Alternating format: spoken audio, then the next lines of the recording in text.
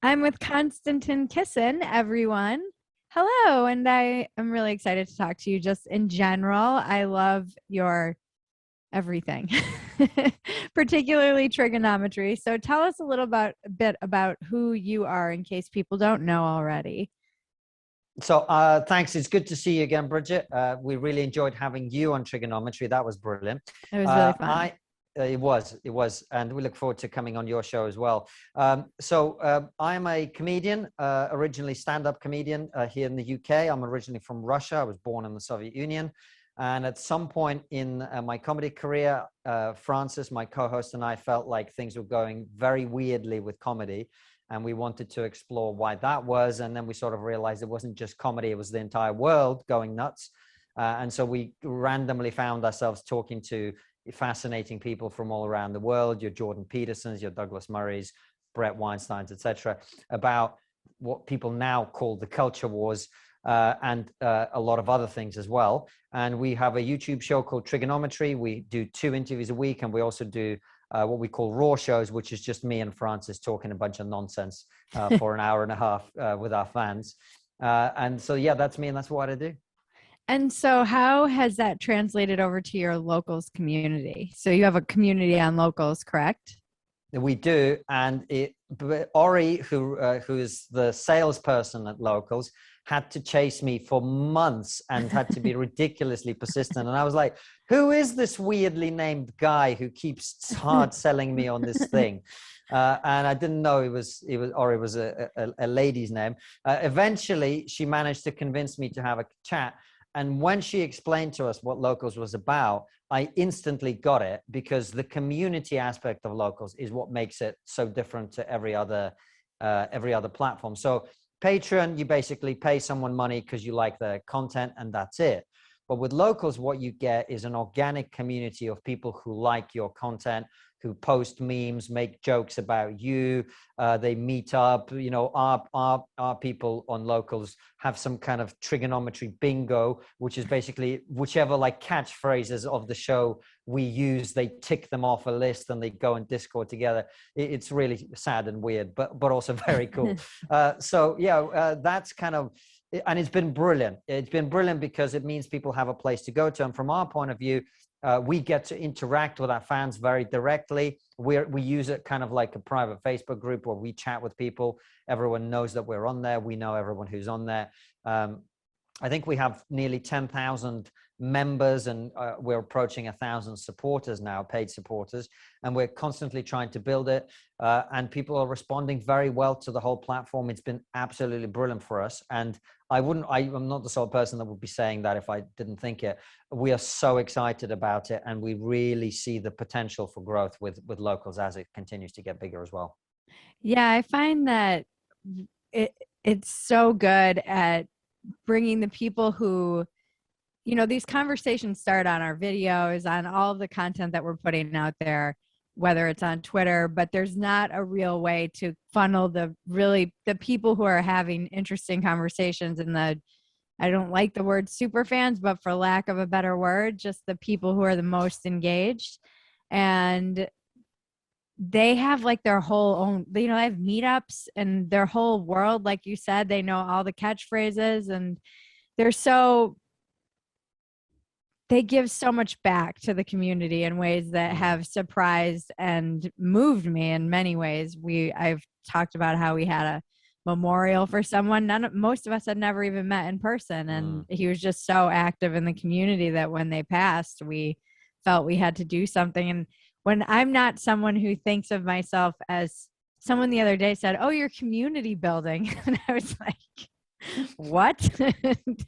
That's not something I ever saw myself doing. I'm kind of a misanthrope, and it really is this amazing community that, like you said, organically pops up.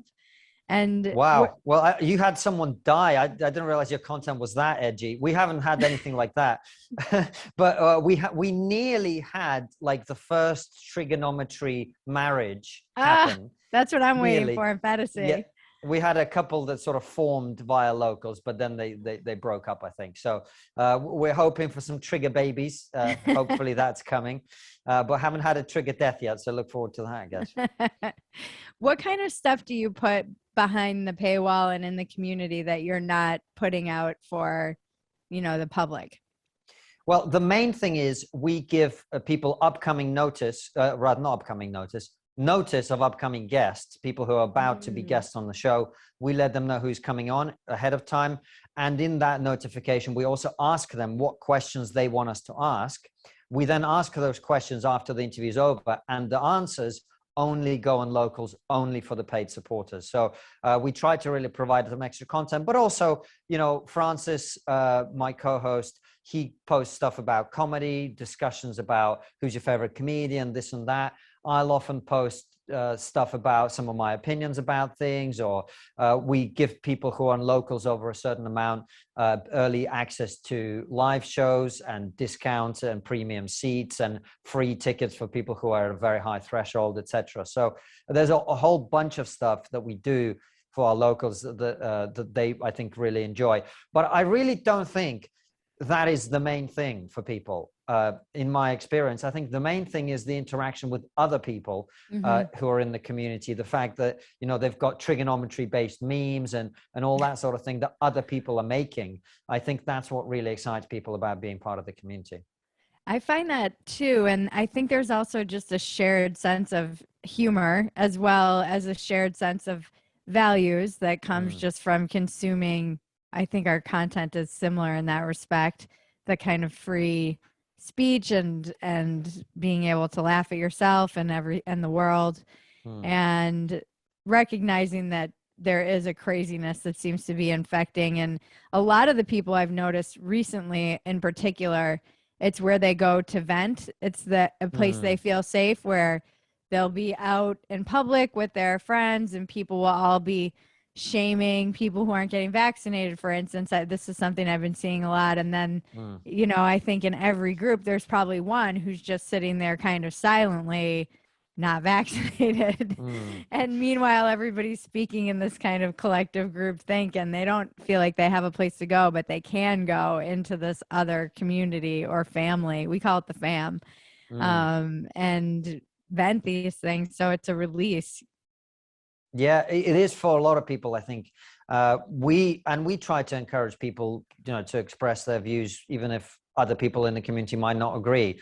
We're not really looking to create an echo chamber, and we're very grateful that it hasn't been that. I think there are people who agree with us on stuff. There's also people who are like, "Hey, KK, I thought what you said on," and like, we'll have a discussion about it, and which I really appreciate, because I think the internet is such a toxic place, because part of it is that there's this sort of like windscreen effect, right? Of like, oh, you're over there, I can be a complete dick to you because you're far away. But in the locals community, even if people are having a go at me or disagreeing with something I say, I don't really experience it as them being nasty. It's usually more constructive feedback or genuine disagreement. I mean, people are going to disagree about stuff. And I think what it allows is to have that idea that, look, I'm giving you money every month. There's got to be some good faith in this conversation from me. If I'm saying something to you as a creator, I'm not saying that just to piss you off. I'm saying it because I've got a legitimate point of view, or maybe I've got an illegitimate point of view, but I still have a right to express it. And I think that's great as well, because it gives us an ability to connect with our, as you say, our super fans, our core audience, which helps us to then shape the direction of the show. Yeah, I find that I take the critiques and criticisms much more seriously from the people who are invested in the content. They're investing in us being able to make better content all around. They know I'm open about my struggles with whether it's sound, and it's also, we have a very, I think because of just how crazy we are all over the board, there's a lot of friendly disagreement in our community as well. There seems to be similar things people can get behind. Our only rule is don't be a dick. It's just our number one rule. But it does seem like people have healthy debates in there, and they're not, bad faith throwing ad hominems at one another and getting nasty. And they're just, I know that for me, it's a place where I go to retreat a lot from the public facing non-stopness that I receive. It does feel a little bit like, for lack of a horrible word or term, a safe space. Mm-hmm. Well, it's interesting, isn't it? Because, as you say, both you and I, large social media platforms, you're going to get a bunch of DMs, you're going to get lots of people tagging you and stuff, and you probably can't process all of that. But if you're on Locals and you've tagged me in something, it's guaranteed that I'm going to see it. And like you say, I'm going to give it more weight because you're invested in what I'm doing. So of course, and so in many ways, that's a great thing about Locals, is you begin to have direct access to the people that are making the content, and you get involved in shaping the show. I think it's got to be exciting for someone who's a fan. If I had the opportunity to talk to, I don't know, a comedy hero of mine and be like, hey, Bill Burr, what about this? Like, can you do a bit about that or whatever? I'd be super excited about. And Bill was like, oh yeah, let's do that. And then I saw that bit of being done on stage, right? That would be super cool. And It's kind of the same with us and our Locals, I think. So yeah, it gives you that direct access, I think, which is exciting. It does become a bit of a co-creative experience. And I just love seeing all of the creativity from all the other people in the community. Like you said, the memes that aren't even just about us, but somebody sent us a Lego dumpster fire set that they constructed down to having a little rat inside of it. Just those kinds of little, just wildly creative people. And now I've seen people, I don't know if you've experienced this in your community, people are starting their own community, because I encourage everyone. I'm like, go start your own thing. I'm all about supporting people in their creative endeavors. I think it's extremely hard a hard path to pursue, but if one does want to pursue it, go for it. And so someone is a chef, and now he started his own, with all of his recipes because he was posting them all the time. Do you have a lot of people who are kind of branching out? We haven't had anyone, and let's keep it that way because we want all their money. No, no, it hasn't happened to us. But my take on this is exactly yours, which is if you've got a creative idea, you've got to try it. Now, is it going to work out every time? Probably not, but you've got to give it a go. And if you are going to give it a go, and you have fans, in my experience, the best way to get the fans to help you make whatever you're making is Local. So yeah, we haven't had any yet, but I'm sure it'll happen. Do you find that have you tried other platforms before Locals, or is this the first one of these that you committed to? No. So we use PayPal, we use Patreon, we use Subscribestar, and we use Locals. And all we did when we switched over to Locals, and when we saw how good it was, we said to people, here's what Local does, here's what all these platforms do. We are going to focus on Locals because we believe that delivers the most value to you. But you subscribe to us wherever you want. You can also be a YouTube member, and there's all sorts of other things. And what we found is when we've explained to people what makes Locals different and better, the overwhelming majority of our supporters, and probably 80%, 80%, yeah, probably maybe not 80, but like a good 70, 75%, I would argue, of our revenue in terms of people giving us money comes from Locals. So people have responded, and I think that's because they've tried it and they've seen the value in it. And we have noticed for sure that the drop off in terms of people subscribe and then they unsubscribe, which on Patreon is a regular thing, doesn't really happen as much on Locals, because I think once you're on there, you kind of know that it becomes a valuable thing in your life because you're interacting with people who you like, who are interested in similar things to you, who may have different opinions about those things, but they're interested in them anyway.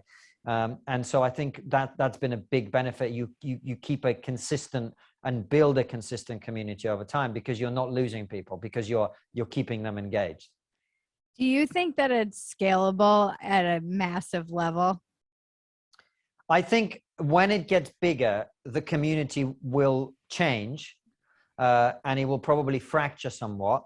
And I guess we're all going to find out what the hell we do with that. Right. But I mean, every community, once it gets big enough, it starts to get, break up and cliquey, and people have their own particular views and stuff and whatever.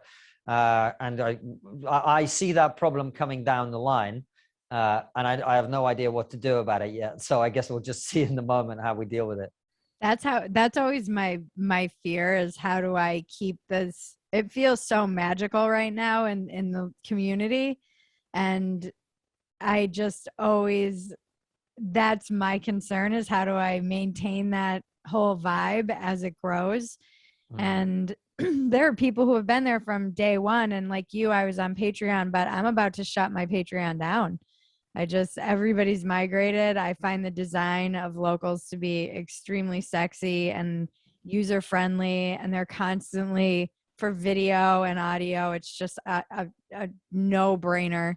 And having the app, which is not clunky and kind of hard to use, and the app is just amazing. So yeah, it's just been my people who have been with me since gosh knows when, maybe even pre-Patreon when I was at Playboy. They love locals. It's their favorite of all of the things that I've kind of bumbled through. And they seem to really have, I don't know, they're constantly surprising me. That's what I like about it. It's just something that I didn't expect to be so surprised by how warm and familial the community feels like. And also the other thing that you sort of mentioned there is the fact that locals is growing from a small base. And that means that you and I and other creators who are on the platform interact directly with the people who run it. And that means that when we've got suggestions or ideas or things that might need to be improved, there's a much more direct connection there. With Patreon, if you say to them, oh, I think we should do, who gives a shit? Whereas with locals, it really gets taken seriously. And I think, I've made a couple of suggestions in recent weeks to locals about some of the things that I think can help improve the community for us and for our fans. And, they get taken seriously, and hopefully we'll start to see some of them in the project itself going forward. So that's another benefit, is it's a platform that is shaped by the creators, and the creators are shaped by the supporters, etc. So it's a thing that feeds through from the bottom all the way to the top, and hopefully that can continue for as long as possible. Obviously, at some point they're going to get too big to listen to little people like me and you. Yeah, I know. They'll be like, who are these people? Who are these guys? They only helped us set up at the beginning. But then the question is, do we get too big to start listening to the people? And there's always does that trickle down? Yeah, well, I have to say, I very much look forward to that day. When the gated community is like, we're shutting it down. It's really fun building it with people, and they do get to see much more of my real life, I think, than I share. I'm pretty private. As much as I'm open about things, I'm not very open about my real life, but we do live streams, and like Mr. Phetasy, my husband, that they've pretty much decided that's his name. He'll do drop-ins, and they'll ask us questions on the live streams about, our relationship and stuff. And that isn't public anywhere. That's just, they see my dog, and I feel like they have better access to maybe my moods and struggles that I wouldn't necessarily feel comfortable sharing with the world. How open are you in the community versus, publicly? Well, I'm Russian, so I don't have any of those feelings to share. Yeah. But more certainly, I talk more about personal stuff on locals than I would anywhere else, for sure. So, and I think Francis does as well. And also, the other cool thing about our locals is we have a bunch of people who work with us. It's not just me and Francis. We have a whole team here, right? And they all have sort of, they're not always on camera, or in fact, they're never on camera, and we're going to keep it that way. But they have like sort of, they're known, right? So our producer, Anton, people know about him. They know that where he's from and some of the things that he does and all of that. And he goes and posts on there, and they're like, "Oh, it's Anton," you know, and other stuff like that. So because if you remember, there was a point where somebody tried to redefine women as bleeders, right? So we were making fun of this, and we started calling Sophie, our video editor, we call her the bleeder. So she went and created a locals username. So she's known on our locals as the bleeder. and they're like, oh, it's the bleeder, she's posted the latest video, you know. So we have all that kind of stuff, which is pretty cool as well. We have that too. We have the team. Mr. Phetasy is very rarely posts, but he's got his own. And then Sam, who's on Dumpster Fire with us off camera, but sometimes comes on. And then my cousin Maggie, who's just known as Cousin Maggie all across the board, who's my partner, writing partner, producer on pretty much everything. And she's like Snuffleupagus, you know, when she's never on camera. People are dying to see her. When she does appear, even in the community, it's like, oh my God, the mystique around Cousin Maggie. And it's fun to see that kind of just the whole team being able to engage with everybody. And we were laughing too, because we post all of we do like check-ins after our podcast, but we usually edit them down and cut out things. So we just post the unedited one for the community. And we did this whole thing about Seinfeld, and I was like, wow, a lot of people were like, I'm disappointed in you in our community. And I just love that kind of interaction. It's always like the most random thing where you'll get 100 comments. Like, I thought I knew you better, but you think Seinfeld is dated. An opportunity to disappoint all your fans in a private place. What more could you want? I promised you I'd disappoint you. So how are things going? How do you see locals in this community feeding the work you're doing publicly and what you're presenting publicly? Well, as you and I talked about earlier, the input from locals shapes a lot of what we do. It's also the first place we go to solicit ideas for, you know, where do we do our live shows next year when we go on tour? Yeah. You know, all that. So all sorts of decisions get talked about on there. So from our perspective, it's the first port of call when we want feedback from our fans. And so it will continue to inform what we do. That's awesome. And how is it all going, just in general, the show? And listen, Francis' ex-girlfriend once said to him, everything that's bad for the world is good for trigonometry. And she's not wrong. So lockdowns and then COVID and all of that has really, well, I mean, everyone's stuck indoors, so they're going to be watching content, right? Right. So sad as it is for the world, it's been good for trigonometry. We've grown a lot. We've got huge, ambitious plans. You know, we've gone from sort of ostracizing ourselves from the comedy industry to now a lot of people in the comedy industry watch our show. They don't say anything publicly, obviously, but they message us and go, oh yeah, I love the show. So we're now getting messages from TV producers and whatever. So we've got exciting things going forward. I've got a book coming out middle of next year, which I'm working on, called An Immigrant's Love Letter to the West. Francis will be going on tour with his own stand-up show. So lots and lots of exciting things. We'll be doing a tour next year and blah, blah, blah, blah, blah. So we're in a good moment. That's amazing. I'm so glad to hear that. And so the people in locals, do they get access to, like you said, they get ticket discounts and stuff? Do you do that kind of thing for them? Yeah. So people who give us over a certain amount, they get premium access to tickets, which means like they get prime seats in the theater. If you give us over a certain higher amount, you get free tickets to all our live shows. So you can see 12 shows a year or more. Wow. If you're at that level. And, you know, we like some of our top level people, we meet up with them and take them out for dinner and have a chat. And, you know, we'll call them my top dog supporters. They're just some of the best people. It's really quite amazing. Some of the people that we get to meet because of it, really cool.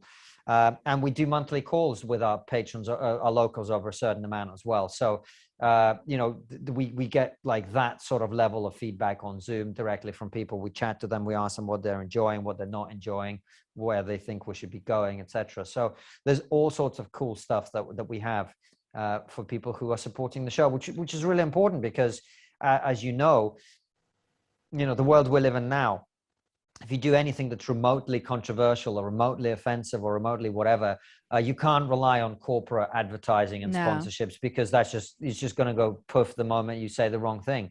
Right. And so that's why having people support us is, we recently stopped working with Surfshark, who were advertising on our channel.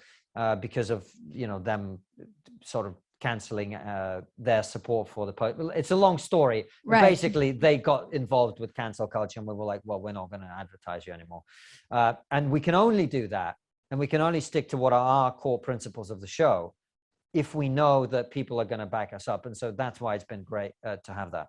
That's what I find so empowering about Locals, is that it gives you that direct to fan. They can inform the content, but also it's almost like an insurance policy against, like you said, we're constantly fighting being demonetized, videos being taken down, all of the losing sponsors because we made a joke that they didn't like or had a guest they didn't like. And with Locals, I find that it puts so much power in the content creators in this crazy time where it doesn't even have to be a very big offense to lose a sponsor.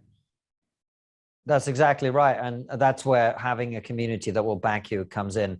You know, it's a cushion that protects us. It also means we can't really sell out to anyone, because like, who do you sell out to?